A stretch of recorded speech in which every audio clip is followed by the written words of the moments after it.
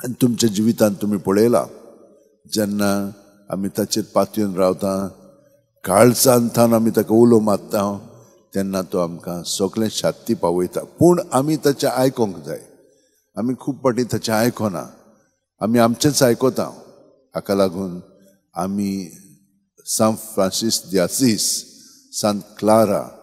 तांचे भाशेन देवाचें उतर वाचून नियाळून आयकून तें आमी आपणावया आनी त्या प्रमाणे आमचें जिवीत सारया सगळीं जाणां आमच्या हात अशें वणटीन दवरया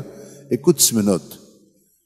जेजू आमचे कुडींत मनांत ओतम्यान प्रत्येक वेळा सुस्कारांत येता आमकां आमच्या भितरल्या चिंतनांतली आनी भावनांतली तो आमकां निवारता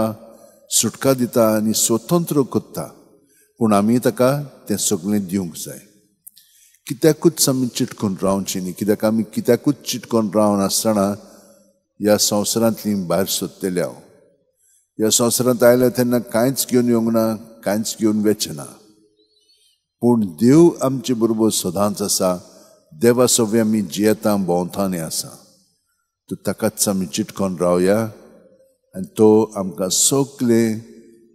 जशे भशेन ह्या सुकण्यांक जानवरांक निश्त्यांक निसर्गाक सगळें फावो करता ताचेकीन तो आमकां आनिकूय फावो करता ताचेरूच पातयेवन रावया आमेन